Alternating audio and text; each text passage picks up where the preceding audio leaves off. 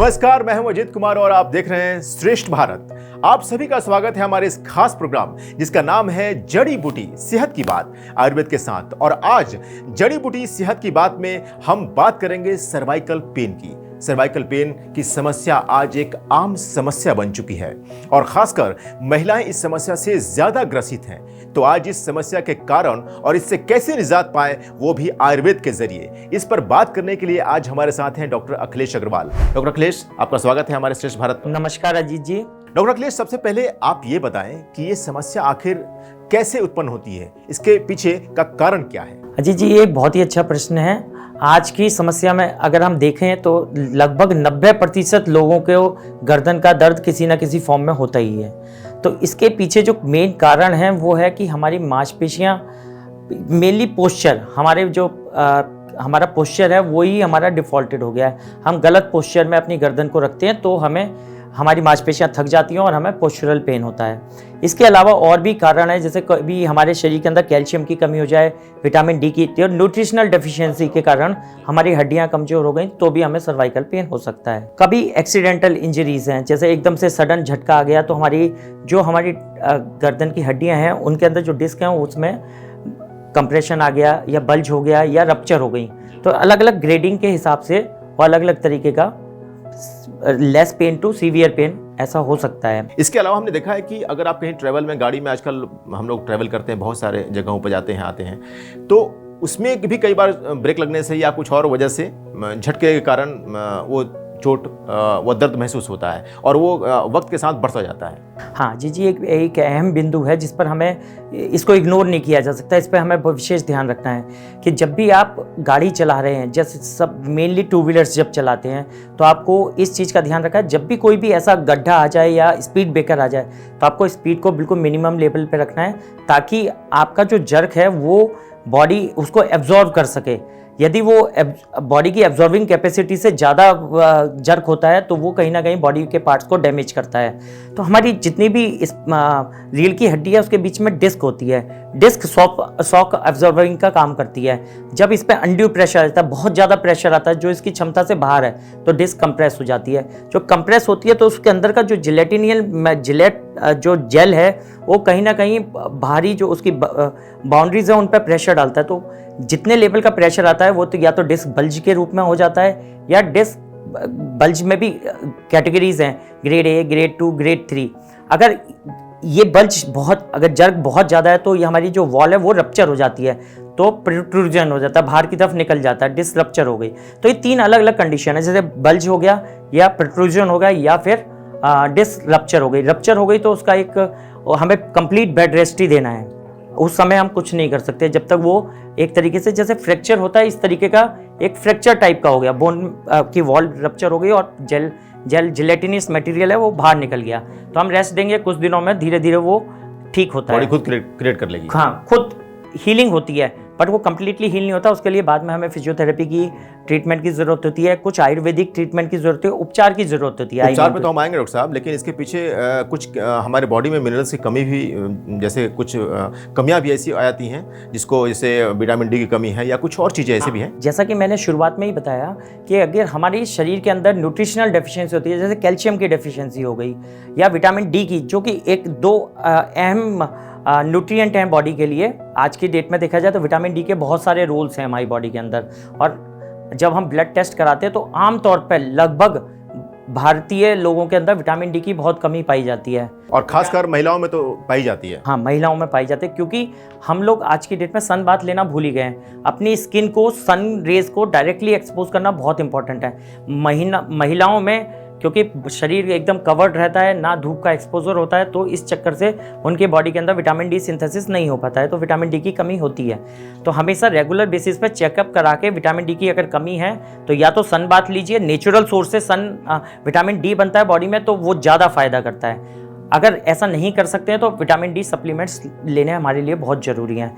अगर vitamin D और calcium की कमी है तो हमारी हड्डियाँ धीरे धीरे नर्म हो जाती हैं, सॉफ्ट हो जाती हैं, स्पॉन्जी हो जाती हैं, जिन्हें हम अलग अलग पैथोलॉजिकल कंडीशन में ऑस्टियोपेनिया कहते हैं या ऑस्टियोपोरोसिस की कंडीशन कहते हैं। तो ऐसे महिलाओं में, क्योंकि ये कुछ हार्मोन्स ऐसे होते हैं जिसकी वजह से कैल्शियम का एब्जॉर्प्शन कम हो पाता है, तो धीरे धीरे उनकी हड्डियां सॉफ्ट हो जाती हैं। महिलाओं में ज़्यादा ये प्रॉब्लम समस्या देखी जा रही है परसेंटेज वाइज। तो इसलिए महिलाओं के लिए विशेषतर ये विटामिन डी और कैल्शियम का मेजरमेंट करना बहुत ज़रूरी है। डॉक्टर साहब, ये तो हमने वजह तो जान ली काफ़ी, क्या समस्या, इसके पीछे रीजंस क्या हैं।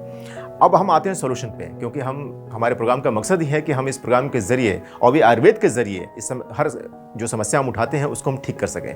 तो आयुर्वेद इस समस्या को ठीक करने के लिए कौन कौन सी औषधियाँ हैं और किस चीज़ों को आप बताएंगे कि हाँ ये लेना चाहिए। अजय जी, ये आपने उपचार की बात करी, तो सबसे पहले मैं बताना चाहता हूँ कि जब भी कोई समस्या होती है तो उसका एक कॉज है, जो उसका कारण है, जो उसका कॉज है। अगर हम उस कॉज को अगर ठीक कर लें तो हमारी समस्या का समाधान हो जाता है। जैसे सबसे पहले मैं बताया पोस्चरल, अगर हमारा पोस्चर ही गड़बड़ है, अगर पोस्चर फॉल्टी है तो हम पोस्चर को करेक्शन करेंगे तो 90% केसेस में वो समस्या का समाधान हो जाता है। तो सभी से ये आग्रह है कि हमारी जो डे टू डे एक्टिविटीज़ हैं उसमें सब में गर्दन हमारी आगे झुकी रहती है। तो जब गर्दन आगे झुकी रहती है तो गर्दन की जो हड्डियां हैं, हमारी जो सर्वाइकल बोन्स हैं, 7 बोन्स हैं, उन पे अनड्यू प्रेशर आता है और धीरे धीरे वो उनकी जो सपोर्टिंग मसल्स और लिगामेंट्स हैं वो उनको एक्स्ट्रा वर्क करना पड़ता है और वो थक जाते हैं। थकावट की वजह से उनमें पेन होने लगता है और धीरे धीरे जब कोई भी थकेगा तो धीरे धीरे कोई ना कोई हमारे में सिम्टम्स पैदा करता है। तो पेन एक मेन सिम्टम है। देखिए, हमको क्या करना है, सिंपल सी एक्सरसाइज है। जब भी हम बैठते हैं, जब भी हम कॉन्शियस हो जाते हैं, हमें क्या करना है, गर्दन को बहुत धीरे धीरे पीछे ले जाइए, बाकी की स्पाइन इरेक्ट रहेगी, गर्दन को पीछे ले जाकर कुछ सेकंड्स रुकिए, डीप ब्रीदिंग कीजिए। धीरे धीरे जो आपकी मसल्स में स्ट्रेन आ गया तो वो धीरे धीरे रिलीज हो जाएगा, तो आप रिलैक्स फील करेंगे, आपको बहुत अच्छा फील होगा। आप धीरे धीरे ड्यूरेशन बढ़ा दीजिए, 5 second, 10 second, 20 second, maximum 30 second तक आप गर्दन को पीछे लटका के रखिए, तो इससे आपको आराम मिलता है। इसी के लिए हम क्या कर सकते हैं, हमारी बैक की मसल्स को स्ट्रॉन्ग करने के लिए आप अपने बेड पे, जिस भी बेड पे सोते हैं उस पर उल्टा लेट जाइए, धीरे धीरे आगे खिसक कर अपने कंधों से ऊपर वाले हिस्से को बेड से बाहर निकाल लीजिए। जब बाहर निकल जाएगा तो आप ये हवा में इसको पीछे की तरफ ऊपर उठाइए, तो आप देखेंगे जब हम ऐसे झुके हुए हैं, हम ऐसे उठा रहे हैं, तो ऐसा करीब दिन में आप 30 से 40 बार रिपीटेशंस कर सकते हैं। मतलब एक ही बारी में आपको करना है, 10-10 के सेट में। जैसे पहले एक बार 10 मूवमेंट कर लिए, फिर कुछ सेकंड का पॉज लेके फिर 10 सेकंड कर लिए, फिर कुछ सेकंड का पॉज लेके फिर 10 रिपीटेशंस कर लिए। ऐसे टोटल 40 से 50 रिपीटेशन करेंगे तो धीरे धीरे आपकी मसल्स स्ट्रांग हो जाएंगी। जब आपको लगे 30 से 40 रिपीटेशन में, 50 रिपीटेशन में आपको कुछ भी इफेक्ट नहीं लग रहा है, तो आप कुछ हल्का सा वेट, जैसे 250 ग्राम का, 300 ग्राम का वेट सर के ऊपर रख के तब इस एक्सरसाइज को करें, तो पीछे की मांसपेशियों को आपकी ताकत मिलेगी। तो ये तो योगाभ्यास के जरिए हम इसको कैसे ठीक कर सकते हैं, ये आपने बता दिया। और सही बात है कि हर समस्या के समाधान के लिए या उसको ठीक करने के लिए दवा की ज़रूरत नहीं है, चाहे वो कोई भी पद्धति से ली जाए। जरूरी है कि हम कुछ योगाभ्यास और कुछ और तरीकों से उसे ठीक कर सकते हैं। लेकिन फिर भी डॉक्टर साहब, हमारा प्रोग्राम है आयुर्वेद, और आयुर्वेद में भी बहुत सारी ऐसी दवाइयाँ हैं जिससे इस सर्वाइकल पेन को ठीक किया जा सकता है। तो थोड़ा उस पर भी आप फोकस करके बताएंगे कि आखिर क्या क्या लेना चाहिए। हाँ जी, मैं यहाँ पे बताना चाहूँगा कि हमारी जो जड़ी बूटियाँ हैं वो अपने आप में ही हमारे लिए एक वरदान है। तो एक हट जोड़ करके दवाई आती है, एक औषधि है, हर्बल मेडिसिन है, हट जोड़ के नाम से ही मिलती है। इसमें प्रचुर मात्रा में कैल्शियम होता है, आप इसे बहुत सेफली ले सकते हैं, प्लांट बेस्ड है। ऐसे ही एक शालाकी करके एक मेडिसिन आती है, शालाकी में कैल्शियम तो है ही, साथ साथ इसमें पेन रिलीविंग इसकी प्रॉपर्टीज़ होती हैं। तो आप, अगर आपको सीवियर पेन है तो आप शालाकी का भी सेवन कर सकते हैं। परंतु मैं यहाँ पे सबको एक निर्देश देना चाहता हूँ, जब भी आपको कोई भी समस्या है तो आप डायरेक्टली, चाहे वो हर्बल मेडिसिन क्यों ना हो, अपने आप से ना लें, एक बार डॉक्टर की सलाह जरूर लें, और इसके साथ साथ आप पूरा इन्वेस्टिगेशन कराकर उस हिसाब से दवाइयाँ लें। क्योंकि कई बार देखा गया है कि खाली कैल्शियम की कमी से ही आपको इश्यूज़ नहीं होते हैं, कुछ और भी कमी हो सकती हैं, तो उन कमियों को भी दूर करना बहुत ज़रूरी होता है। बहुत अच्छी बात डॉक्टर साहब, आपने बहुत ही महत्वपूर्ण जानकारी दी। डॉक्टर साहब, अब हम अपने लास्ट सेगमेंट में आते हैं, जिसमें हम अपने किचन, जो कि आयुर्वेदिक एक तरह से फार्मेसी है हमारे घर में, वहाँ से और क्या क्या लें जिससे कि हम इस प्रॉब्लम को दूर कर सकें। देखिए अजीत जी, जैसे मैंने पहले बताया कि हमारे लिए अगर हमें हड्डियों को मजबूत रखना है तो हमें कैल्शियम की प्रचुर मात्रा रोज़मर्रा के खान पान में होनी चाहिए। तो सबसे लिए जो भी हम शाकाहारी लोग हैं उनके लिए बहुत ज़रूरी है कि हम तिल का सेवन ज़रूर करें। तिल में प्रचुर मात्रा में, जो सफ़ेद तिल होते हैं उनमें प्रचुर मात्रा में कैल्शियम होता है। तो आप रात को एक चम्मच, एक बड़ी चम्मच जो हमारी खाने वाली चम्मच होती है, उतनी मात्रा के तिल रात को भिगो दीजिए और सुबह उसको खूब चबा चबा के खाइए। अगर आपको डायबिटीज़ नहीं है तो आप हनी के साथ खाएंगे तो वो उसका एब्जॉर्प्शन और बढ़ जाता है, तो इससे हम अपनी कैल्शियम की कमी को दूर कर सकते हैं। साथ ही दूध और दूध से बने जितने भी प्रोडक्ट होते हैं उनमें भरपूर मात्रा में कैल्शियम होता है, उनका सेवन कीजिए। एंड अगर हम सब्जियों की बात करते हैं तो जितने भी कैल्शियम रिच वेजिटेबल हैं, जैसे ड्रम स्टिक है, बैम्बो शूट्स होते हैं, आप देखेंगे नॉर्थ ईस्ट इंडिया में, मणिपुर वगैरह में बांस के जो ऊपर वाला हिस्सा होता है उसकी सब्जी बनती है। हाँ। और बहुत बहुत स्वादिष्ट होती है। अंदर से कुछ होता है शायद उसमें, वो बहुत स्वादिष्ट होती होता है, उसमें कैल्शियम बहुत रिच मात्रा में होता है, तो आप उसकी सब्जियां खा सकते हैं। और जितनी भी ग्रीन लीफी वेजिटेबल्स हैं सब में प्रचुर मात्रा में कैल्शियम होता है, उन सबका सेवन कीजिए। अगर हम कडधान्य की, जैसे हमारे जो लेग्यूम्स हैं उनकी बात करें तो चना में भरपूर मात्रा में कैल्शियम होता है, चने का सेवन ज़्यादा से ज़्यादा करें। इस तरह के प्रॉब्लम्स में मसाज का बड़ा इंपॉर्टेंस है, तो उसके लिए भी बहुत सारे ऑयल्स आते हैं, तो उसके बारे में बताएं पहले, उसके बाद घर में कैसे उसको हम प्रिपेयर कर सकते हैं उसके बारे में जरूर बताएंगे। देखिए, इसमें दो बातें हैं। अगर हमें पेन है तो हम पेन रिलीविंग ऑयल कोई भी लगा सकते हैं। निर्गुंडी ऑयल होता है, वो बहुत ही इफेक्टिव होता है, हम उसका अप्लाई कर सकते हैं।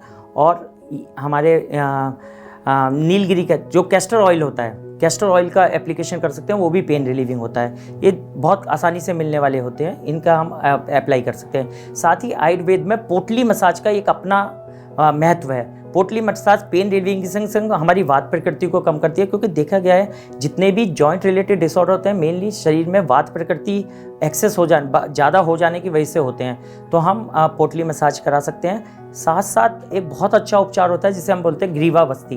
ग्रीवा बस्ती में अजय जी एक उड़द के आटे का एक गोला सा बना के, कुआ टाइप का बना के, उसमें गर्म तेल भरते हैं और धीरे धीरे जैसे जैसे स्किन का एडेप्टेशन होता जाता है हम तेल को रिन्यू करते जाते हैं, तो धीरे धीरे थोड़ा गरम थोड़ा गरम थोड़ा गरम तेल उसमें भरते जाते हैं। तो एक पॉइंट आता है कि एक बहुत गर्म तेल हमारा उस आटे के जो गोल घेरा बनाया उसमें भरा होता है, उससे अंदर तक हीट तो जाती जाती है, मेडिकेटेड ऑयल भी शरीर के अंदर एब्जॉर्व होता है, क्योंकि स्किन की एबिलिटी है कि किसी भी चीज़ को एब्जॉर्व करती है। तो ऑयल जो होता है, मेडिकेटेड ऑयल बॉडी के अंदर एब्जॉर्व होता है, हीलिंग पावर को बढ़ा देता है। साथ साथ हॉट टेम्परेचर की वजह से पेन रिलीविंग होता ही है।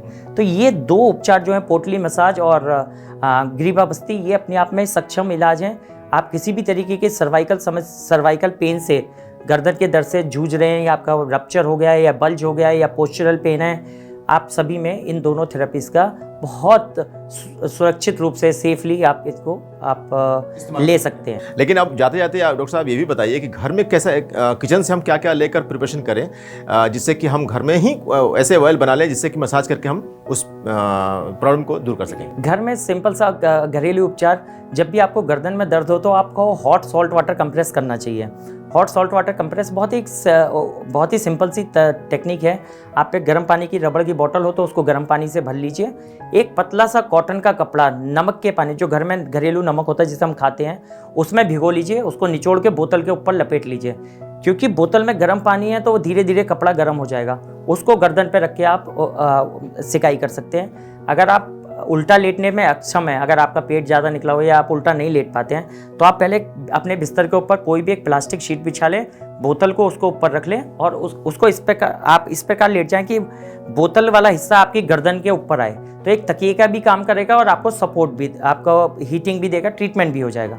साथ साथ जैसा आपने कहा हम ऑयल बनाएं, तो मेथी, जग जाहिर है कि मेथी का पेन रिलीविंग एक्शन होता है। मेथी अपने आप में मसल्स को रिलैक्स भी करती है, तो आप मेथी, उबला हुआ मेथी का पानी पी सकते हैं। मेथी को आप तिल के तेल में उबाल के और उसमें थोड़ी सी हल्दी मिला के, थोड़ा सा लौंग और थोड़ा सा जायफल मिला के आप क्योंकि इन सबकी तासीर गर्म है, तो आप इसका एक छान के तेल बना के रख लीजिए, उससे भी आप मालिश कर सकते हैं। लहसुन वगैरह भी लोग कहते हैं, लहसुन वगैरह भी कुछ उसमें इस्तेमाल कर सकते हैं। मैं अभी सिंपल सी चीज़ें बताई, 3-4 चीज़ें डाल लें।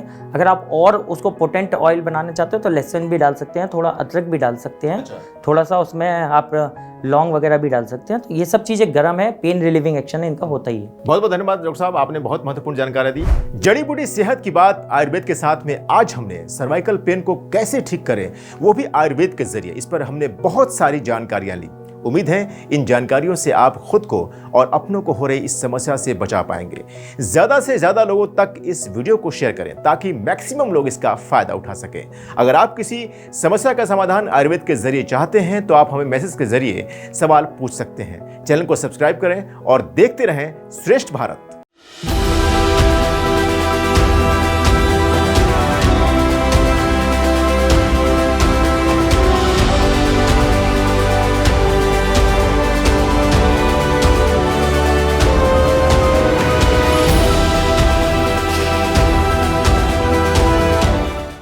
श्रेष्ठ भारत पर खबरों से जुड़े रहने के लिए चैनल को सब्सक्राइब करें, बेल आइकन दबाएं और देखते रहें श्रेष्ठ भारत।